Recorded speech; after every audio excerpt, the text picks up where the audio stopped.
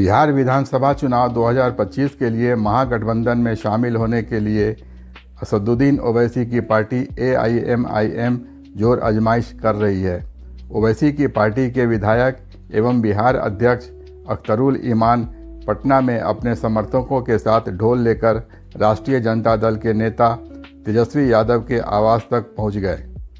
उन्होंने लालू तेजस्वी कानों को खोल, गठबंधन के लिए दरवाज़ा खोल जैसे नारे लगाए।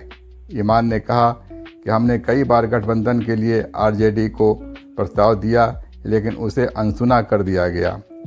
हम कोई CM या मंत्रालय नहीं मांग रहे, बल्कि सिर्फ 6 सीटें मांग रहे हैं। AIMIM के बिहार चीफ अख्तरुल ईमान ने गुरुवार को मीडिया से बातचीत में कहा कि जो परिस्थितियां साल 2005 के चुनाव में बनी थी, वही इस बार 2025 के चुनाव में बन रही है। उस समय रामविलास पासवान की पार्टी LJP के बगैर सरकार नहीं बन सकती थी। उन्होंने प्रस्ताव दिया था कि किसी मुस्लिम चेहरे को मुख्यमंत्री बना दिया जाए तो वे समर्थन दे देंगे। अब 2025 के विधानसभा चुनाव में भी वैसी ही स्थिति बन रही है। उन्होंने लालू तेजस्वी को चेतावनी देते हुए कहा कि अगर उन्होंने AIMIM को साथ नहीं लिया तो आगामी चुनाव में वोट बिखर जाएंगे और सांप्रदायिक शक्तियों की हार नहीं हो पाएगी।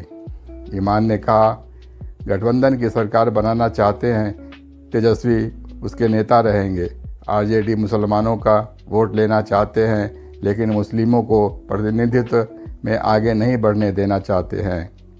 यही वजह है कि पिछले दिनों गठबंधन के लिए जो प्रस्ताव दिए गए, उस पर कई बार तेजस्वी ने कहा कि हमें कोई ऐसा लेटर नहीं मिला है, इसलिए आज उनके दरवाजे तक ढोल बजाकर लेटर देने आए हैं। आपको आगे बता दें, RJD द्वारा पूर्व में AIMIM के 4 विधायकों को तोड़कर अपने पाले में करने की बात का जिक्र करते हुए अख्तरुल ईमान ने कहा कि बिहार में सांप्रदायिक शक्तियों को हराने के लिए हम इतने गंभीर हैं कि हमारे सीने पर खंजर घोंपा गया, फिर भी हम उससे हाथ मिलाने के लिए तैयार हैं। वो नुकसान हमें हुआ है, लेकिन हम बिहार की जनता को नुकसान नहीं होने देना चाहते हैं।